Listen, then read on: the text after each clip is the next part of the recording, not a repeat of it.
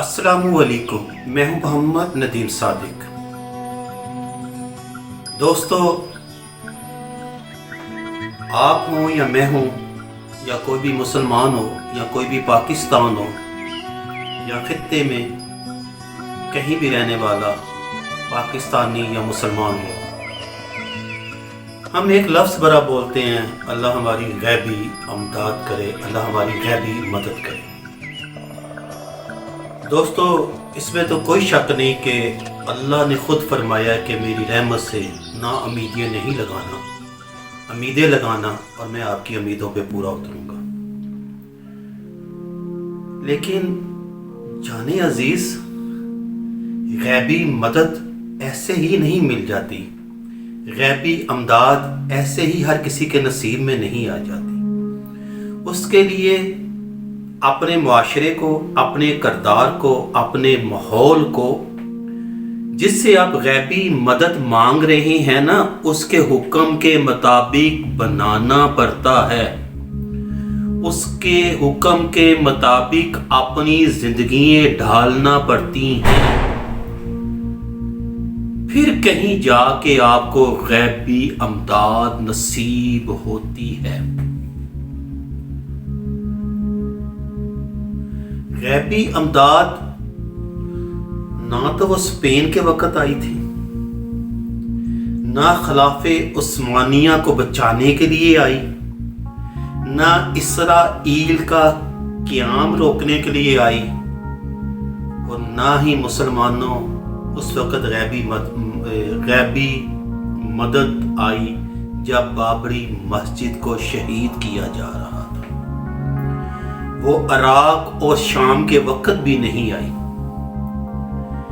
نہ میانمار کے وقت آئی جب ظلم و ستم کے وہاں کا بازار گرم تھا، مسلمانوں کے ساتھ کس طرح کا ظلم نہیں کیا، اس وقت بھی غیبی مدد آپ کو نصیب نہیں ہوئی۔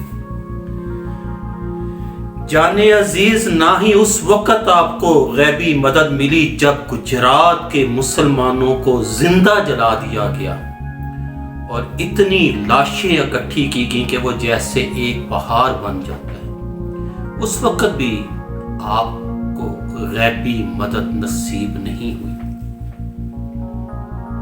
کبھی سوچا ہے کہ کیوں نہیں ہوئی؟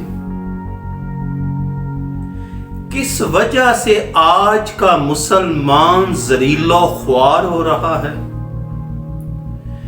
کس قدر پریشانی، بے بسی کے عالم میں آج کا مسلمان اپنی زندگی بسر کر رہا ہے؟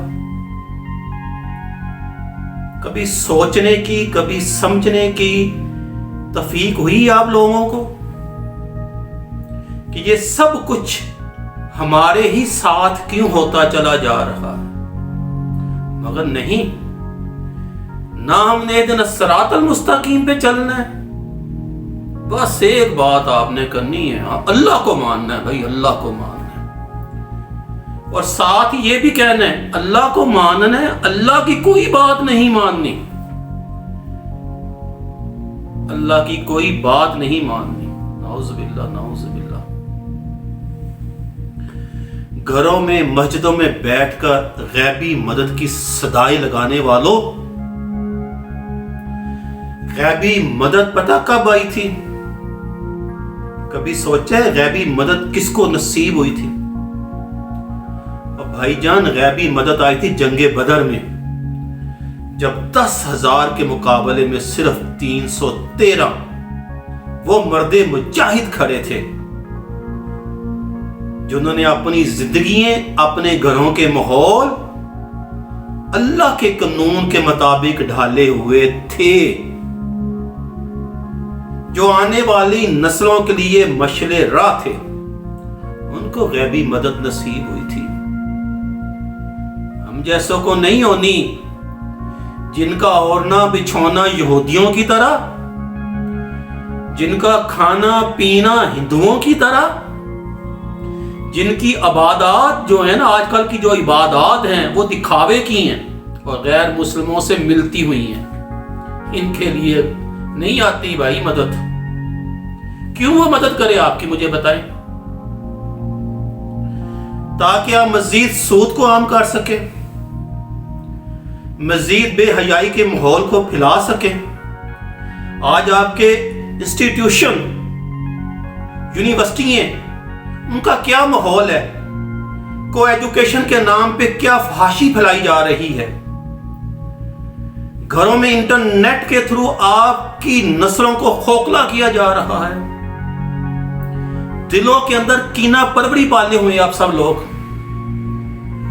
چھوٹی چھوٹی باتوں پہ فائدہ اٹھانے کی کوشش کرتے ہیں اور چھوٹی چھوٹی باتوں پہ دوسرے کو نقصان پہنچانے کی کوشش کرتے ہیں۔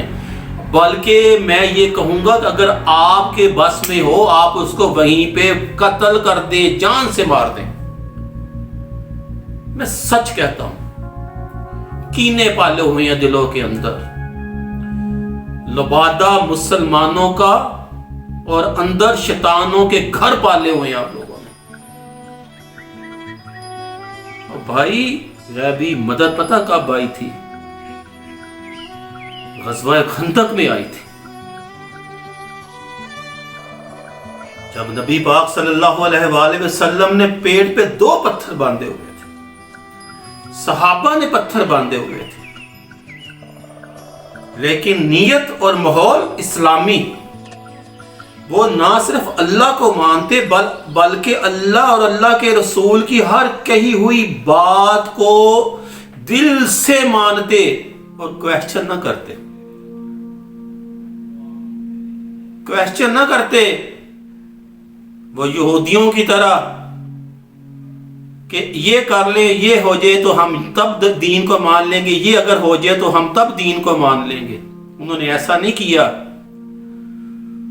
جو اللہ نے کہہ دیا اس پہ عمل کیا، اس کے مطابق ڈھال لیا۔ ایسی جگہوں پہ آتی ہے اللہ کی مدد۔ آج کشمیر کے مسلمانوں پہ تو اللہ کی مدد نہیں آ رہی۔ کیوں؟ بھائی کہنے کو تو آپ جہاد کر رہے ہو اور گھروں میں انڈین چینل دیکھ رہے ہو۔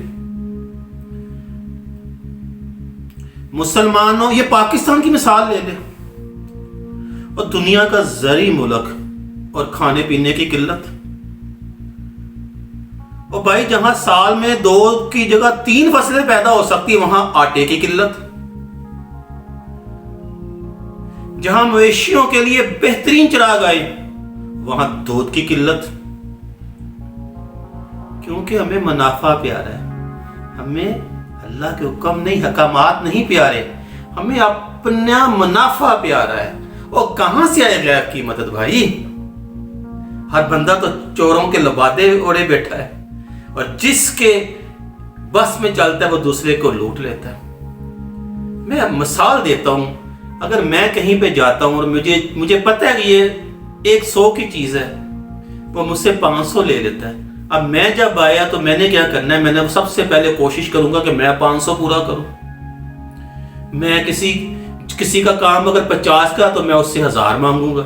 اب اس بندے کو بھی پتا تھا کہ یہ 50 والا کام ہے، اس لیے مجھ سے 1000 مانگ رہے ہیں، کیونکہ میں پہلے ہی 500 کھو چکا ہوں۔ میں نے کہا 500 مجھے بھی چاہیے۔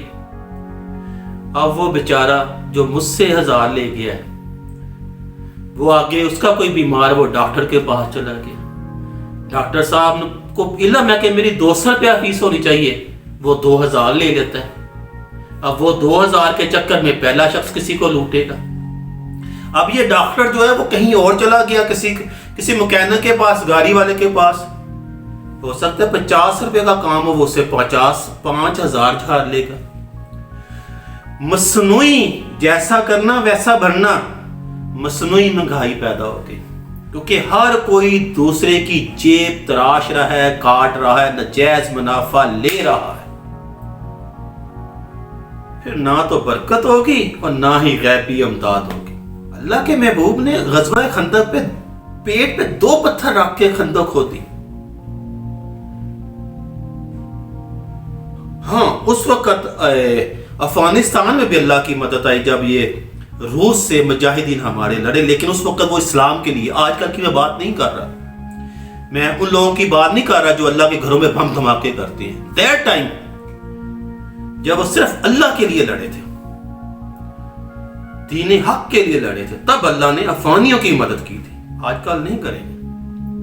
مسجدوں پہ دھماکہ کرنے والوں کی مدد نہیں ہوتی، عذاب نازل ہوتے ہیں۔ ایئر کنڈیشنر میں بیٹھ کر، اے سی والی گاڑیوں میں جا کر، آگے ہاتھ کر کے چومنے سے اور ان سے دعائیں کرانے سے مدد نہیں ہوتی بھائی۔ آج کل تو میں پیروں کو دیکھ کے حیران رہ جاتا ہوں، جو بزرگ بنے ہوئے ہیں، اللہ مجھے معاف کرے، میں حقیقی بزرگوں سے معذرت کے ساتھ اللہ مجھے ان کا ادب کرنا ہی سکھائے ساری عمر۔ یہ جو 2 نمبر ہیں، جو ایئر کنڈیشن گاڑیاں، جن کے پاس 2 کروڑ روپے کی گاڑی ہیں، 2 کنال کے گھر ہیں، پورا آسائش زندگی گزار رہے ہیں، اور لوگ انہیں کو نذرانے دے رہے ہیں، بھائی اور امیر ہو جو اپنے بال بچوں کا پیٹ کاٹ کے۔ ان سے کیا آپ کو فیض ملنا ہے؟ ان سے کیا آپ کو اللہ کی مدد ملنی ہے جب آپ اپنی مدد خود ہی نہیں کرنا چاہتے؟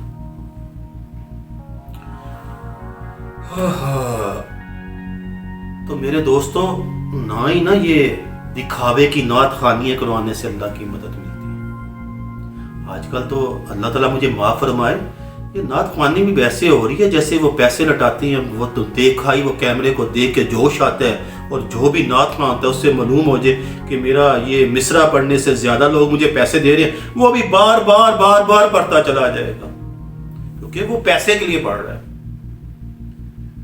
آج کل تو کسی نعت خواں کو بلاؤ، وہ کہتا ہے پہلے میرے جہاز کا ٹکٹ اور 5 لاکھ روپیہ لگاؤ، بھائی میں پھر نبی کا نام لوں گا، میں زبانی کلامی نہیں لینے والا آپ کے سامنے۔ کہ ایسی قوم پہ اللہ کی مدد آئے گی؟ کیا اللہ ایسے لوگوں کی مدد فرمائے گا؟ میرے دوستو، ابھی بھی وقت ہے، اہدنا الصراط المستقیم پہ چلنا شروع کر دیں، گھروں کا ماحول چینج کریں، اپنے دل کو پاک صاف کریں، اپنی نگاہوں کو پاک صاف کریں، پھر دیکھیں اللہ کیسے مدد فرماتا ہے۔ پل صراط سے بھی ایسے گزار دے گا کہ آپ کو علم نہیں ہوگا کہ آپ پل صراط سے گزر رہے ہیں۔ کوئی پریشانی آپ کی زندگی میں نہیں آئے گی، کوئی بیماری آپ کی زندگی میں نہیں آئے گی، کوئی دکھ نہیں ہوگا، کوئی درد نہیں ہوگا، اور ہر وقت آپ اللہ کی مدد میں رہیں گے، اللہ کی نگاہوں میں رہیں گے، اللہ کے فضل کے سائے میں رہیں گے۔ لیکن اس کے لیے صرف اللہ کو ماننا نہیں ہے، اللہ کی ماننا بھی ہے، اللہ کی نبی کے سنتوں کو بھی ماننا ہے، جو اللہ نے قرآن میں فرمایا اس پہ بھی عمل کرنا ہے۔ اللہ تعالیٰ مجھے اور آپ سب کو اللہ اور اس کے رسول کی باتوں پہ عمل کرنے کی توفیق عطا فرمائے، آمین یا رب العالمین۔